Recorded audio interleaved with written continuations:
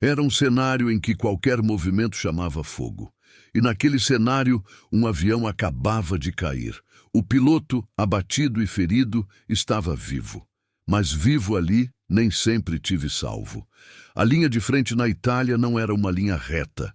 Era uma trama de encostas, ravinas, bosques e ruínas, onde as patrulhas se cruzavam à noite e as capturas dominavam durante o dia.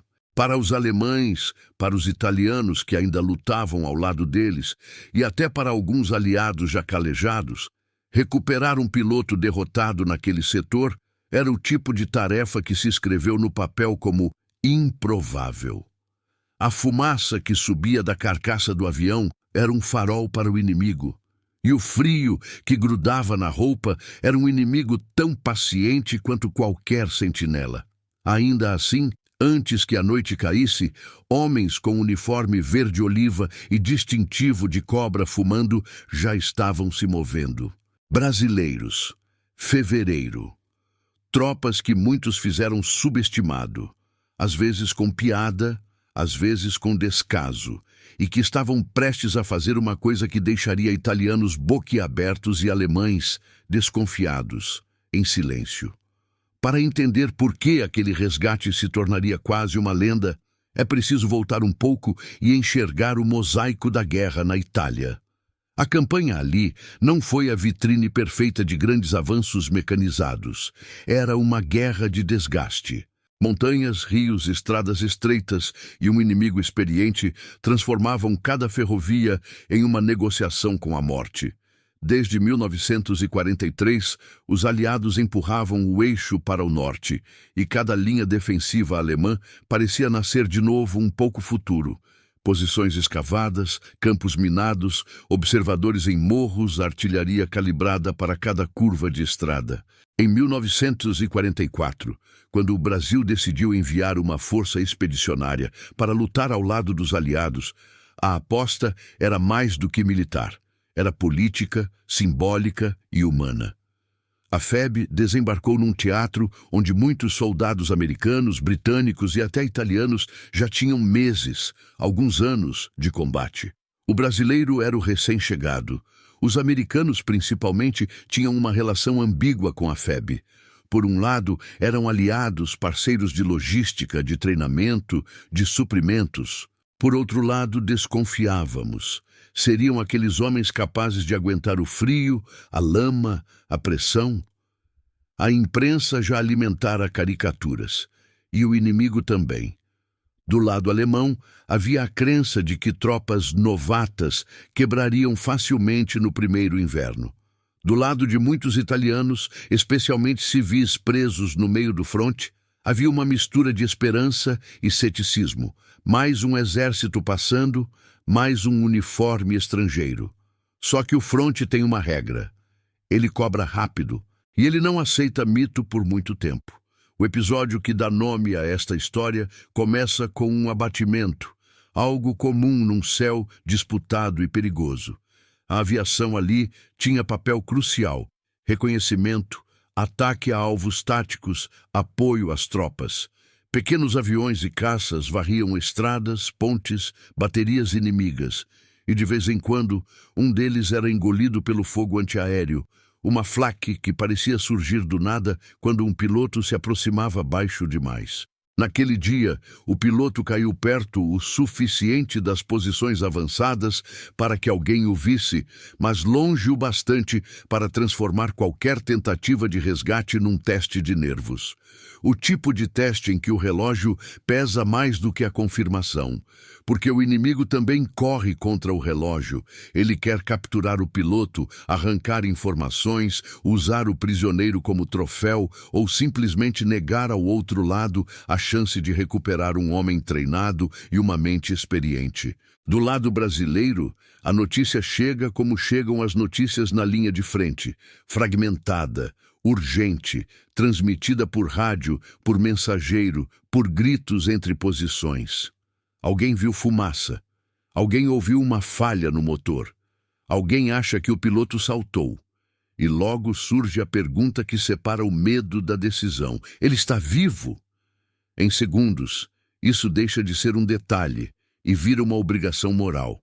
No front, você aprende que resgatar um ferido não é indenização, é manter a unidade coesa, é dizer a todos que ninguém fica para trás. E quando um exército é novo em combate, essa mensagem tem um peso ainda maior.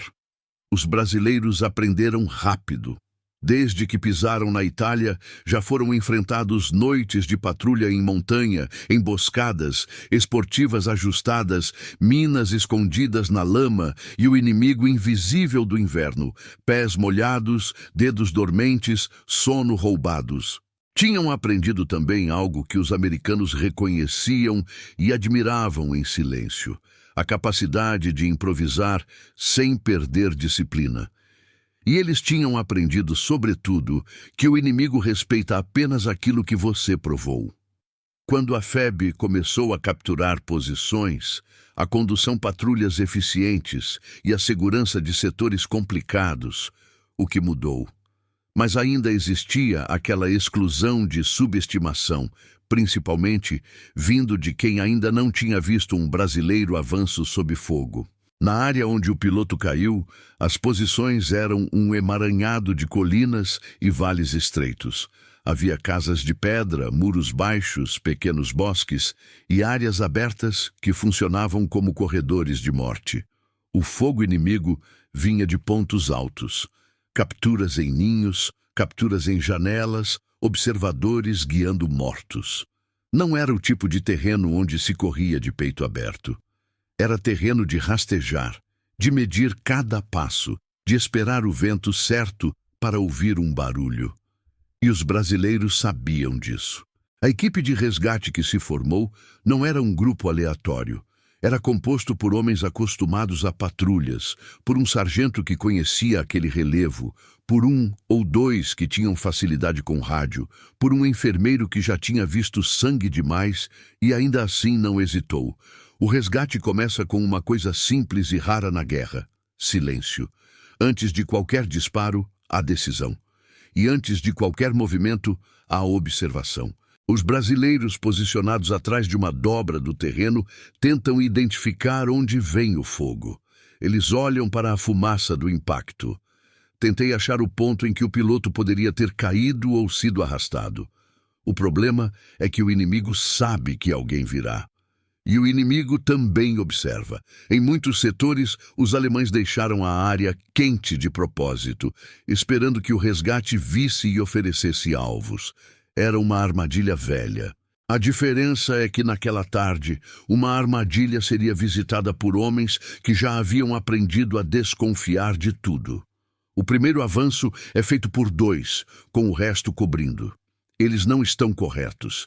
Deslizam entre pedras, usam sombras, aproveitam um muro baixo como proteção.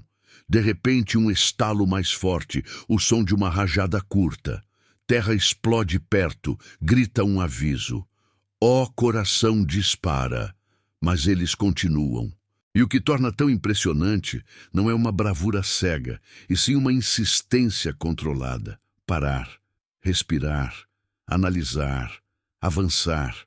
Uma rádio chiando baixo, um código curto, um sinal de mão, o tipo de linguagem que evita o pânico. Em poucos minutos, a equipe alcança um ponto de onde pode ver melhor. E então, quase como um golpe de sorte, eles identificam um movimento. Algo na borda de uma vala, perto de uma moita. Um braço, um corpo tentando não ser visto. Ó piloto! O piloto estava ferido. Talvez queimado, talvez com estilhas, talvez com a perna ruim.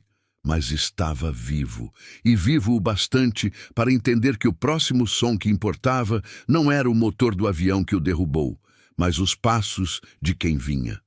Quando os brasileiros chegam perto do suficiente, não há tempo para longos gestos. Um olhar, um toque no ombro, uma palavra curta. E naquele instante, o resgate deixa de ser um plano e vira uma corrida contra o fogo. Metralhadoras voltam a cantar. Morteiros estouram com aquele som oco que parece vir do próprio chão. A equipe precisa retirar o piloto sem virar alvo fixo. Eles improvisaram uma maca, usam um cobertor, arrastar o homem pelos ombros. O terreno não permite perfeição. Permita só insistência. E aí aparece o traço que tantos italianos observariam depois, meio incrédulos. A forma como aqueles brasileiros não tratavam o resgate como extra, como missão secundária, mas como prioridade tão séria quanto tomar uma colina. Enquanto alguns soldados aliados, em outros setores e outras guerras, poderiam hesitar por pragmatismo, os brasileiros, todos, se movem como se aquilo fosse parte da própria honra. Italianos das casas próximas, civis que viviam na borda do horror, perceberam quando um resgate acontecia. Eles sabiam a diferença entre tiro de rotina e tiro de desespero. E naquele dia, quando viram homens avançando sob fogo para buscar alguém que não era da FEB, a ocorrência foi imediata. Espanto, mãos na boca, olhos arregalados. Não porque os italianos fossem incapazes de coragem, mas porque a guerra já lhes tinha ensinado a esperar o pior do ser humano. Ver o contrário sob investigações foi quase um choque cultural. Era como se, por alguns minutos, outra regra tivesse sido aplicada ao mundo.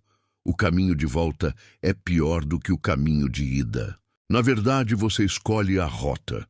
Na volta, você carrega peso e vulnerabilidade. O piloto gemia, e cada gemido era um risco, porque atrai fogo. Os brasileiros precisam cruzar uma área aberta, talvez poucos metros, mas na guerra metros viram quilômetros. Um soldado cobre com rajadas curtas, tentando manter a cabeça do inimigo baixo. Outro ajusta a posição do ferido. Um terceiro olhar para trás, esperando ver silhuetas surgindo. E então vem o pior, um tiro acertado demais, e alguém cai. Não o piloto, mas um dos resgatistas. Um segundo de caos. A equipe tem que decidir, continuar, recuperar, e a resposta, que parece óbvia no filme, é brutal na vida real. Eles levam os dois, porque naquele instante o resgate se transforma numa afirmação coletiva. E isso, por si só, é uma arma. Quando finalmente alcançaram a dobra do terreno que os protegidos das capturas, o ar parece voltar ao voo. A rádio chama apoio médico. O ferido é passado de mãos em mãos até chegar a um ponto onde uma ambulância improvisada, um jipe ou mesmo um caminhão pode levá-lo. E aí entra um detalhe que separa história boa de história rara: a velocidade. Porque salvar o homem não era o fim. O título desta história fala de 24 horas. E isso significa cadeia logística e humana funcionando como relógio em meio à lama. Levar um piloto abatido de volta ao ar em um dia não é apenas curar feridas. É estabilizar, tratar, alimentar, aquecer, avaliar condições, obter solicitação, preparar equipamento. É também lidar com a cabeça do homem. Um piloto que cai não carrega só dano. Carrega a lembrança do impacto, o cheiro de gasolina, o medo de ser capturado, a vergonha de ter sido derrubado, a culpa por ter sobrevivido enquanto outros caíram. E, ao mesmo tempo, carrega algo precioso: experiência. Em guerra, experiência é ouro. E foi isso que os brasileiros, conscientes ou não, protegeram. A cooperação com os americanos aparece aqui de forma prática e bonita. Postos de socorro, muitas vezes, eram recomendados com apoio aliado, com medicamentos e procedimentos que circulavam entre unidades. Um médico americano, ao ver uma equipe trazendo um piloto recém-resgatado sob fogo, não precisa de discurso para entender. Ele via nos olhos daqueles homens a mesma coisa que via nos veteranos mais duros: a certeza de que a guerra não ia quebrá-los fácil. E isso muda a relação. A FEB, que às vezes era tratada como parceira menor, passa a ser vista como força confiável. Sem frente, respeito não vem de bandeira, vem de ação. Do lado inimigo, a leitura também acontece. Alemães e italianos alinhados ao eixo tinham seus relatórios, suas conversas, seus comentários. Um resgate bem-sucedido sob fogo era, para eles, um sinal de que aquele setor tinha tropas com moral alta. A moral alta é perigosa. Tropa que resgata seus homens tende a lutar mais duro, a recuperar menos, a perseguir mais. Isso afeta decisões estratégicas, onde atacar, onde evitar, onde reforçar. Um gesto humano vira efeito militar. E aqui nasce uma ideia que muita gente esqueceu quando fala da Segunda Guerra, apenas em termos de tanques e mapas. Empatia pode ser vantagem tática. Não há sentido romântico, mas não há sentido frio de coesão. Os exércitos vencem porque mantêm os homens juntos, quando tudo pede dispersão. Nas horas seguintes, enquanto o piloto era tratado, os brasileiros voltaram às suas posições. O frio da noite começava a morder. A artilharia inimiga, às vezes, lançou tiros de interdição só para lembrar que a montanha ainda era deles. O som de passos na neve ou na lama congelada parecia alto demais, e mesmo assim havia uma diferença no ar. O tipo de diferença que não aparece em boletim de guerra, mas aparece no modo como os homens falam. A gente trouxe ele. A gente conseguiu. Isso vira cola. Isso vira resistência. E então, o milagre prático. Dentro de 24 horas, o piloto está de volta ao ar. Talvez não exatamente no mesmo tipo de missão, talvez ainda com dores, talvez com limitações, mas ele vai, e quando ele decola, não é só um homem voltando ao céu. É uma mensagem. Para os brasileiros, é confirmação de que o risco vale. Para os americanos, é prova de que aquela unidade tem fibra. Para os italianos que viram o resgate, é uma história para contar em voz baixa, com respeito. Para o inimigo, é uma estratégia estratégica. Não só não capturamos o piloto, como ele voltou a atacar. O impacto disso se espalha. Histórias de frente viajam rápido, mesmo sem internet. Viajam no rádio, no café ralo, no cigarro dividido, na conversa entre motoristas e enfermeiros. E, de repente, os brasileiros deixam de ser nota de rodapé. Referência viram. Não apenas por bravura, mas por um estilo. Um estilo em que a dureza não eliminava a humanidade, em que o combate não anulava o impulso de salvar. E isso, num continente onde a guerra foi esmagada por civis e soldados por anos, foi um choque cultural real. A FEB, claro, não era perfeita. Era feita de homens comuns, com medos comuns, com falhas. Mas justamente por isso, quando a FEB acertou, o acerto maior parecia. Porque não vinha de super-homens treinados desde criança para a guerra. Vinha de cidadãos que tinham atravessado um oceano e estavam aprendendo o inferno em tempo real. E ainda assim, em meio ao inferno, escolheram puxar um piloto de volta. Quando pensamos na Segunda Guerra, o imaginário brasileiro costuma ir para aviões famosos, grandes generais, batalhas distantes. Mas a participação do Brasil na Itália é feita desses fios menores: patrulhas noturnas, posição defendida, resgate sob fogo, amizade improvisada com americanos, olhares desconfiados de inimigos. E às vezes, um episódio como esse concentra tudo: coragem, técnica, improviso, ética, cooperação. No fim, o que fica não é só a imagem de brasileiros correndo sob embarcações. É a pergunta que aquele episódio planta no coração de quem assistiu. Quantas vezes a FEB foi subestimada e quantas vezes respondeu com ação? Italianos boquiabertos naquele vale gelado não estavam apenas vendendo um resgate. Estavam vendendo uma forma de guerra que contrariava o cinismo.